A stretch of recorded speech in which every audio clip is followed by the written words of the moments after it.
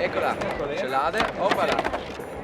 Zakaj čelada? Za varnost, da smo tukaj varno opremljeni. Še posebej, ko prvič probamo, moramo imeti ščitnike gor, okej?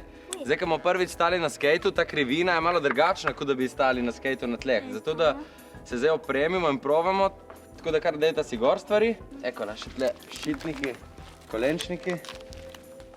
Eni zate. Jaz sem bil 11 star, ko sem začel skejtati.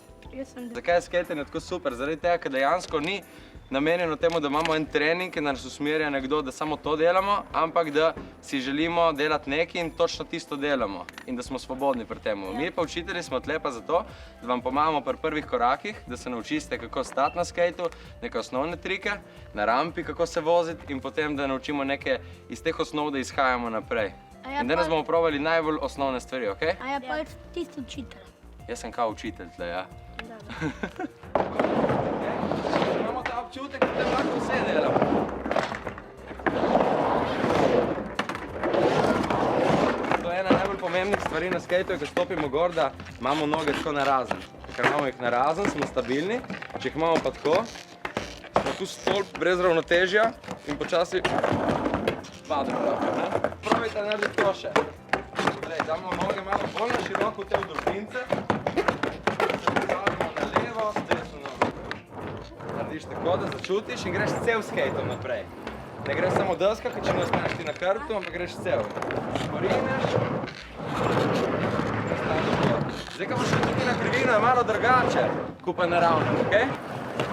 Narediš roke. Ninja Expedition. Bravo. Postavi malo bolj na široko noge. Tako je. Opala, kar naprej se nam, nad skejtom. Zdaj bomo šla malo gor in dol, da vidiš, kako je na rampi.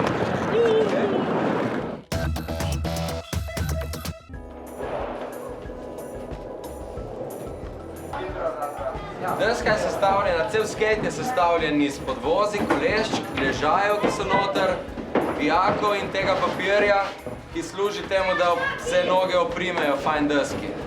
Zakaj so pa rolke porisane vzadnje?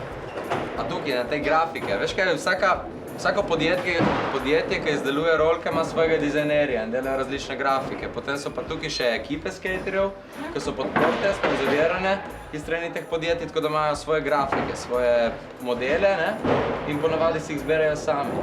In zato so pač različne in to so pač tudi na tak način prodajajo različne modele.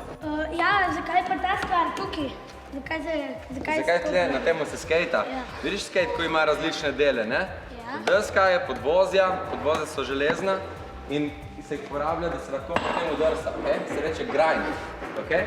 In delamo različne trike, lahko so z desko, ki se slajda gor, lahko pa s podvozjem, ne? In so različne pozicije, enkrat so podvozja dvignjena, enkrat spuščena obojna dol, enkrat so po strani in to pomeni, da so različni triki.